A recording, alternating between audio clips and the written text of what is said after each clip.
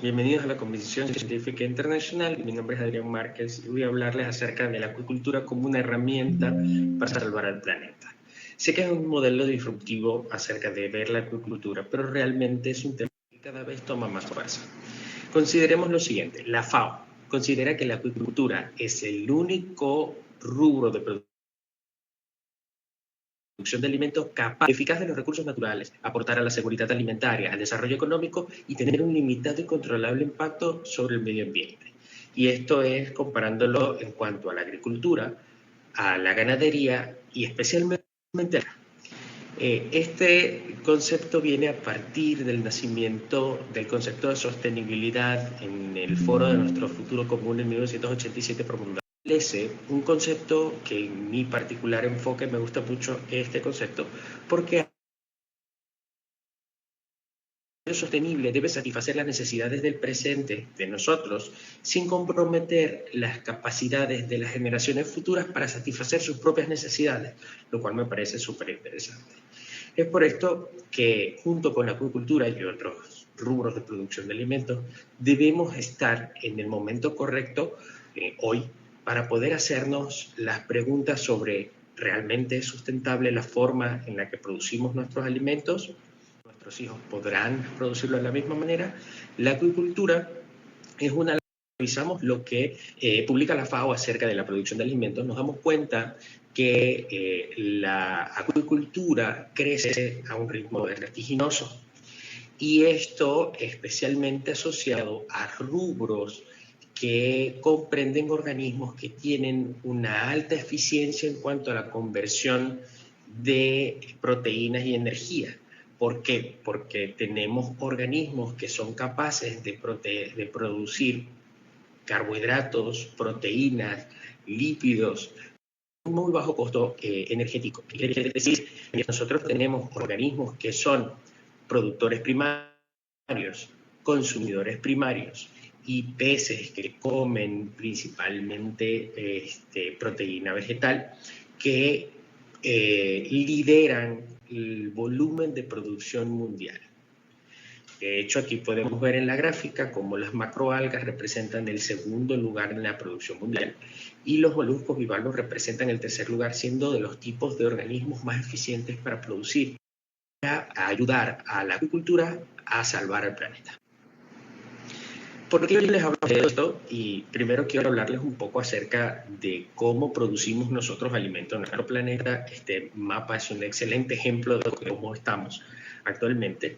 La agricultura, a pesar de las mejoras en la tecnología, del crecimiento demográfico, de la facilidad que se tiene hoy en día para acceder a fertilizantes, a maquinarias, a drones, etcétera, la agricultura no crece un 3.3% anual, la ganadería no crece más que un 4% anual aproximadamente, porque las dos principales limitantes de la agricultura y la ganadería es precisamente lo que vemos en esta fotografía, el espacio en tierra, junto con otras cosas que vamos a ver un poco más adelante.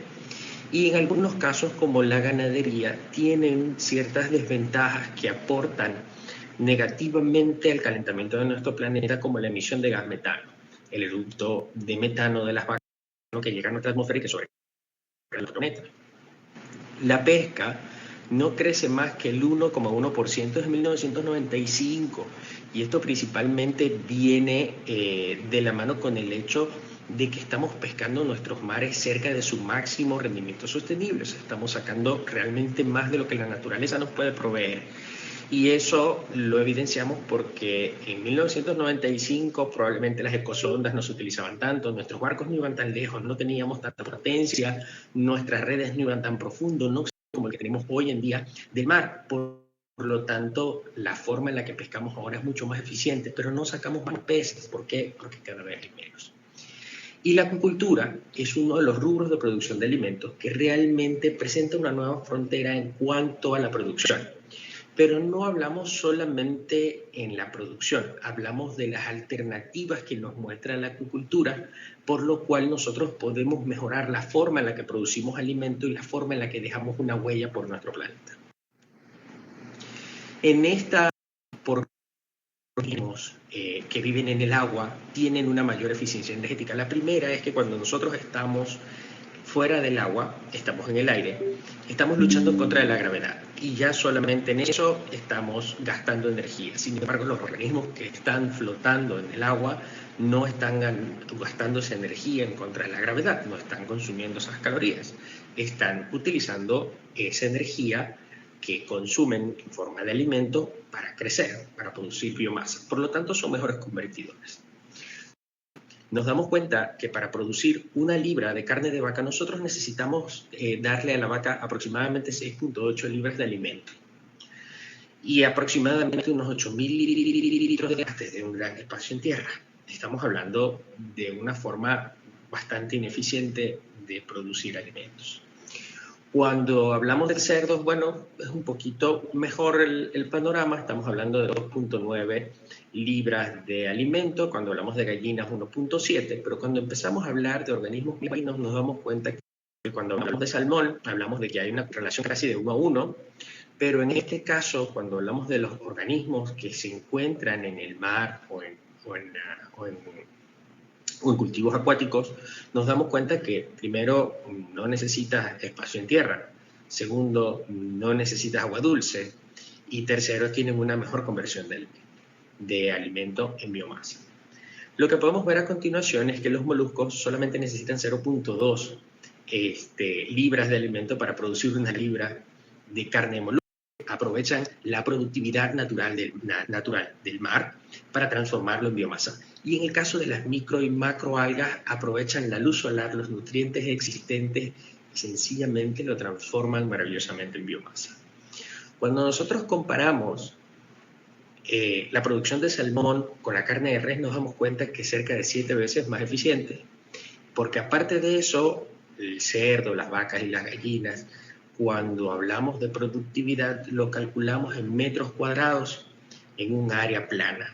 De moluscos y de macroalgas hablamos de otra dimensión, hablamos de metros cúbicos, entonces no solamente estamos hablando en un área plana, sino profunda, por lo tanto tenemos la posibilidad de tener un mayor volumen de organismos. Porque sí, es verdad, si yo comparo una ostra que tiene unos 8 centímetros con una vaca que pesa 400 kilos, obviamente la vaca va a tener mayor cantidad de carne, pero en el mismo espacio en el que yo puedo cultivar vacas, cuando lo pienso en metros cúbicos, puedo producir mayor volumen de moluscos y vacas. De alimento que necesitan de agua y el espacio en el que se puede producir son 23 veces más eficientes que producir carne de res. Y cuando hablamos de micro y macroalgas, por supuesto, a la no necesidad de alimentos, porque aprovechan lo que existe en la naturaleza, son organismos autótrofos, resulta que son infinitamente mucho más eficientes. ¿Okay? Bien, habiendo dicho eso, también es importante destacar que los productores y los consumidores primarios, como vimos en el reporte de la usan, imagínense que se pueden ver desde el espacio. En esta fotografía vemos una imagen de Corea, de la bahía específicamente de Tonegoi, y esto que vemos aquí son cultivos de moluscos bivalvos, especialmente Crassostrea giga, ya que esta zona de Asia es de los productores de ostras del planeta. Y hay muchos proyectos que actualmente apoyan ciertas estrategias que ayudan a reducir la huella que deja, especialmente asociada a el consumo humano en nuestro planeta. Y en este caso hablamos de un concepto que es relativamente nuevo, que es la acuicultura de restauración o el Restorative Mariculture.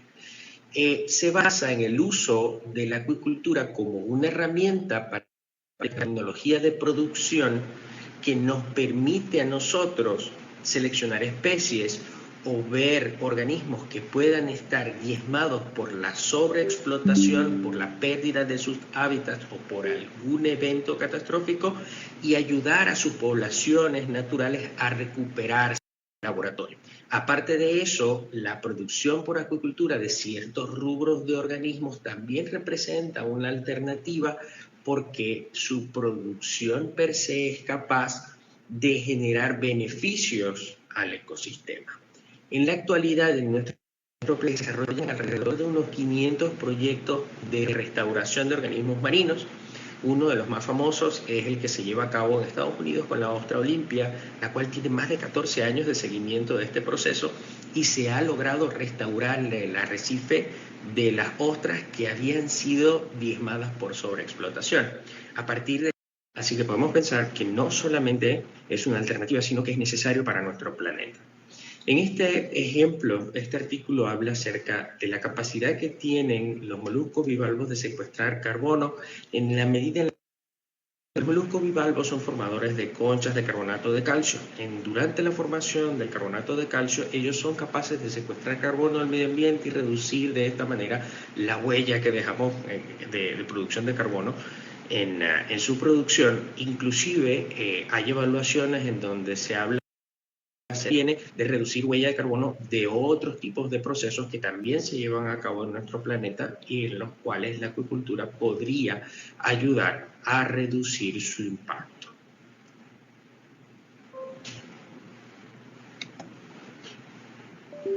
¿Y cómo la acuicultura hace esto? Pues lo hace a partir de la tecnología existente de producción de organismos controladas. Aquí les pongo el ejemplo de la ostra de roca Triostrea prismática. Esta ostra ha sido sobreexplotada desde hace muchos años, es muy cotizada y conocida, se consigue en muchos lugares, pero debido a la condición actual de sus poblaciones naturales, que se encuentran diezmadas producto de la sobreexplotación, ha sido objetivo de estudio en SPOL por el SENAIM para desarrollar tecnología de producción controlada en laboratorio, lo que permita producir semillas que nos den dos finalidades. Uno, poder reducir la presión por pesca a partir del cultivo de estos organismos en el mar, y aparte de eso, los moluscos bivalvos tienen una particularidad: libera el esperma, la hembra libera los huevos, y en el medio ocurre la fertilización. Y este proceso que vemos nosotros de la agricultura y producción de semillas, estas semillas, decimos nosotros en analogía a la tierra, a los organismos que pueden ser entregados a los acuicultores, lo que ocurre es que una vez que pasan la etapa de semilla y llegan a juveniles, comienzan a reproducirse antes de alcanzar la talla de puesta comercial, la talla en la que se come. Entonces, durante ese proceso se dan dos cosas. Uno, primero se secuestra carbono del medio ambiente, y segundo, se van liberando gametos al sistema que ayudan a repoblar las poblaciones naturales en la medida en la que se cubre esa que existe a partir de organismos en cultivo, tratando de reducir un poco el impacto que tienen los organismos en el medio natural por extracción comercial. Durante la fase en la que los moluscos que ellos generan son larvas nadadoras, como esta que podemos ver en el ejemplo, ese vórtice que se genera son que generan un movimiento que les permite nadar. Son esta larva, aun cuando dista mucho del adulto, es una etapa de reproducción muy importante que tiene un impacto positivo, especialmente en la dispersión de gametos.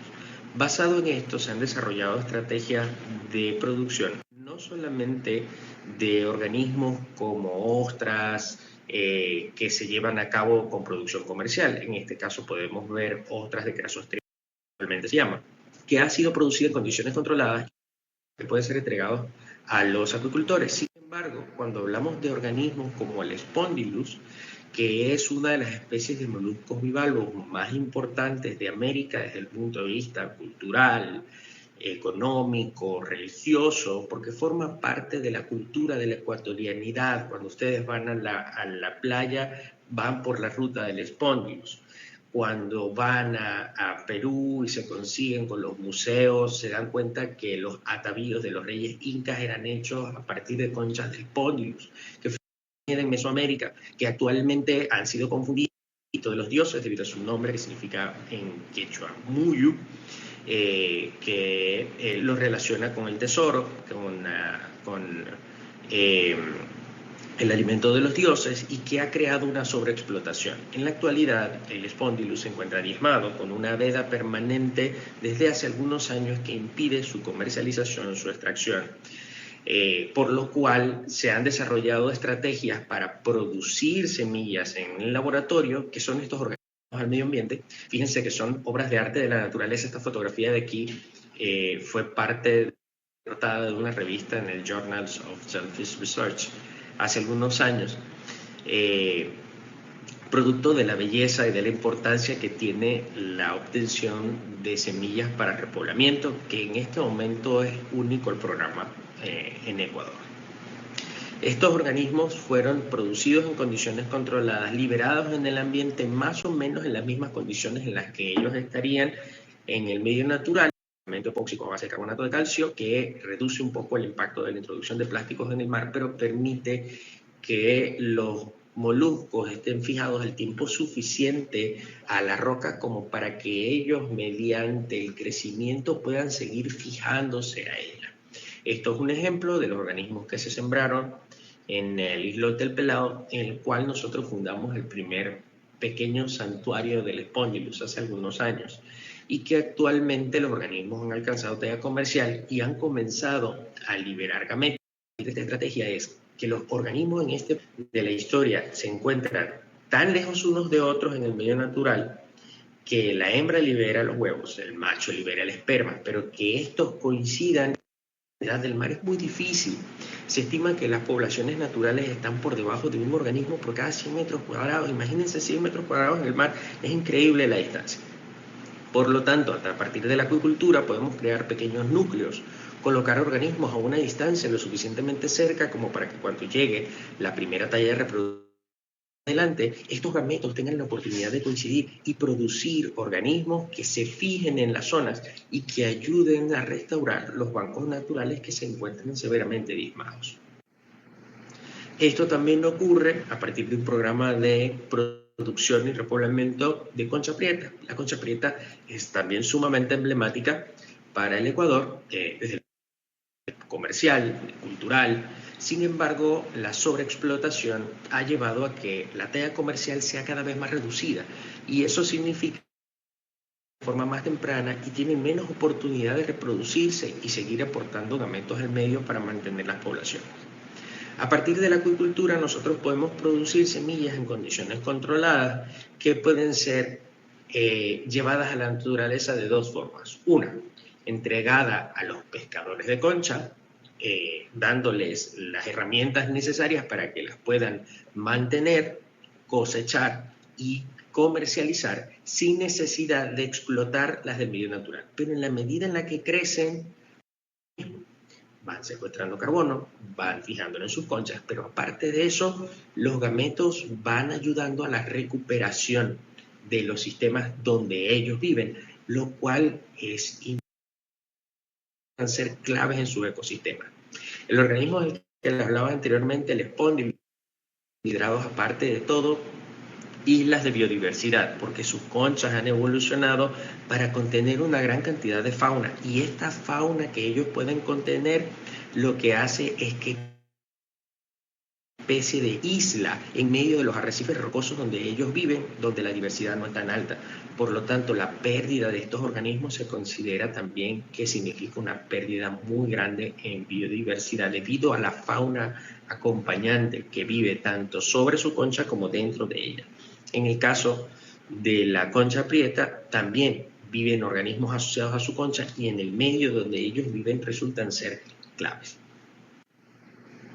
Existen distintos tipos de organismos que se han estudiado, no solamente los del mar, macroalgas, crustáceos. Se desarrollan diferentes tipos de estrategias para ayudar a producir organismos que no solamente tengan una función, sino que se puede obtener más.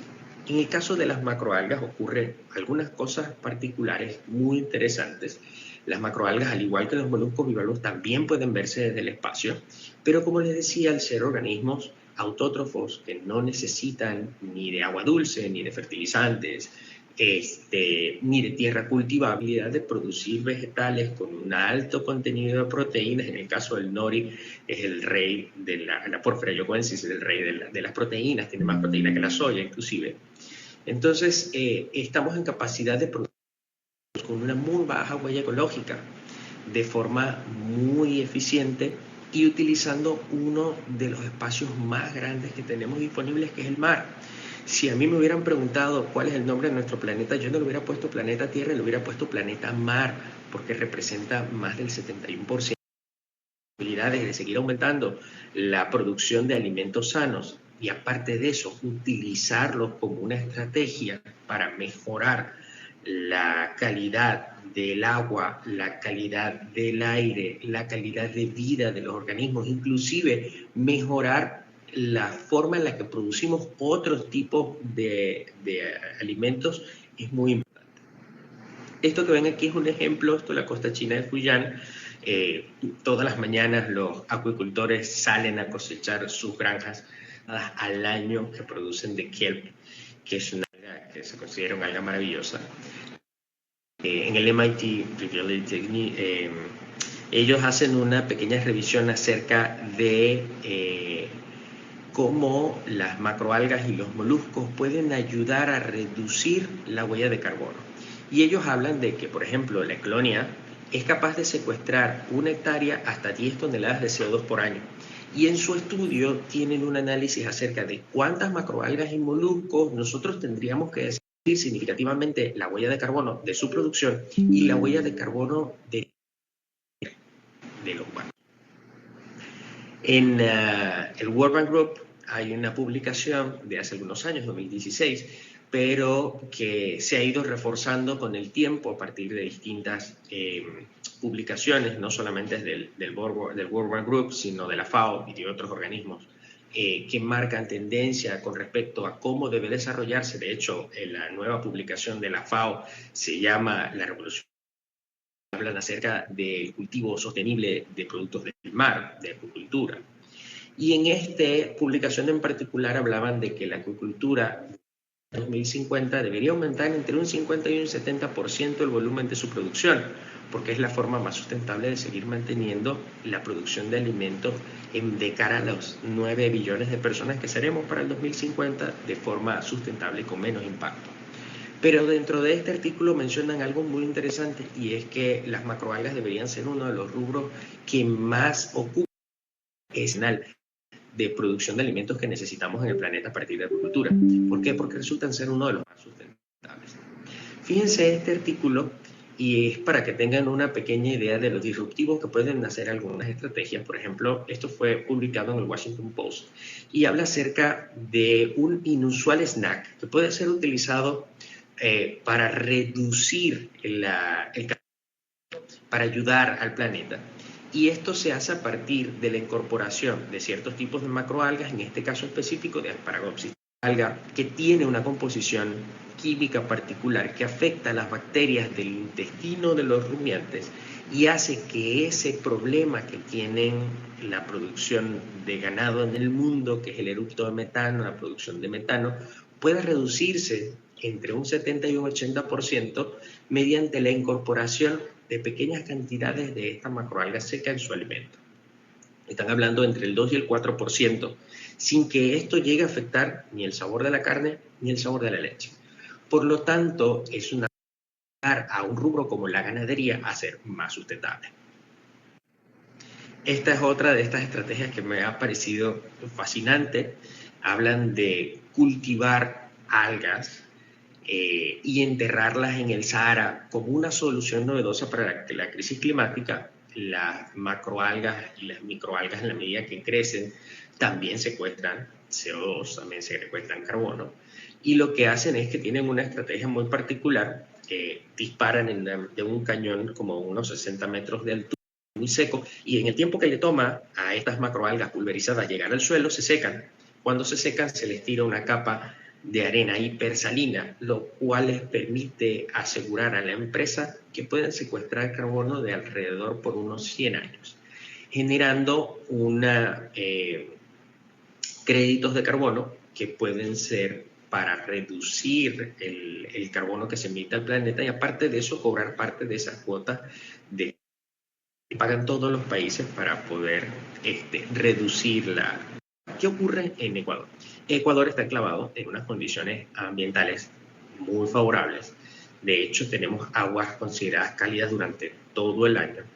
Y aparte de eso, aguas ricas bañadas por la corriente de Humboldt que resuspenden sedimentos que hacen que nuestras aguas tengan picos de producción que pueden llegar hasta 7 miligramos por litro de clorofila, una medida referencial sobre la productividad primaria. En el mundo, en líneas generales, la productividad primaria está entre 0.5 y 2, 4 con picos de hasta 7 que hemos podido identificar en las costas de Santa Elena, por lo cual hace que nuestras aguas sean ricas para la producción tanto de productores primarios, micro macroalgas, como consumidores primarios porque van a aprovechar esta biomasa. Es por eso que muchas de las especies que nosotros estudiamos tienen un crecimiento extraordinario. Tenemos la oportunidad de seguir desarrollando estrategias de cultivo que sean dirigidas no solamente a la básica nacional, sino que también nos permitan utilizarlos como una estrategia para reducir el impacto ambiental de las acciones humanas en nuestro planeta. Actualmente tenemos un panorama muy favorable con respecto a las especies con potencial de cultivo en Ecuador, como el Spondylus para repoblamiento, por ejemplo, la ostra nativa, con cualidades de producción y repoblamiento, vieiras que tienen un mercado internacional importante, las cuales tienen una capacidad importante también de retención. Tenemos la Anadra tuberculosa, la concha prieta, entre algunos otros moluscos bivalvos de interés, como las ostras perleras, que representan una nueva frontera en la producción de carne y nácar, con una calidad de perlas increíble. En el caso de la Eteria externa hemos desarrollado unos trabajos muy bonitos al respecto. Y macroalgas como por ejemplo lo último que hemos estado trabajando acerca de Capaficus alvarezi, Acanthophora specifera, Ulva lactus, macroalgas con potencial de cultivo, no solamente por la capacidad de producir biomasa muy rápido, porque les comento, Capaficus alvarezi tiene de la tasa de crecimiento más alta del planeta reportada para Ecuador, inclusive más alta que las zonas donde es nativa en Asia, porque la combinación de factores ambientales hacen que crezcan de manera extraordinaria. Sin embargo, la principal limitante es que nosotros en Ecuador no tenemos cultura de consumo de macroalgas. Mantener una biomasa en producción constante en el mar nos ayuda a mantener esa reducción en la cantidad de carbono que se emite. Ellas son efímeras, por lo tanto liberan el carbono una vez que son degradadas, pero si nosotros mantenemos una biomasa constante, tenemos un parque de secuestro fijo de carbono que sirve también como fuente de biofertilizantes, como fuente de algunos compuestos de alto valor que pueden ser utilizados en nuestro caso para mitigar enfermedades de camarón, porque hemos compuestos como los fenoles, que tienen un importante impacto en el control inmunitario de los camarones, por lo cual hemos visto que existe una respuesta sinérgica en cuanto a la reducción de la virulencia, de la actividad de algunas bacterias y aparte de eso, de la mejora en cuanto a la respuesta de resistencia de las enfermedades de camarón en algunos organismos. El trabajo que hemos estado realizando ha contemplado el screening de distintas especies de macroalgas, unas 60 aproximadamente, en las cuales se ha evaluado y la posibilidad que tienen de ser que todas estas especies son nativas, excepto Capaficus alvarezi, y que tienen la posibilidad de crecer rápidamente y aparte de eso de adaptarse a los sistemas de cultivo. Estos son algunos artículos que demuestran el uso de las macroalgas. Aquí tenemos uno muy interesante acerca del uso de alginatos extraídos de sargassum para combatir el síndrome de la mancha blanca en camarones, Peneo panamey, y también un estudio que habla acerca del efecto sinérgico que existe como probiótico en cuanto al síndrome hepatopancreático agudo del camarón, que es una de las síndromes que más pérdidas económicas ha generado a nivel mundial en cuanto a la producción de camarón.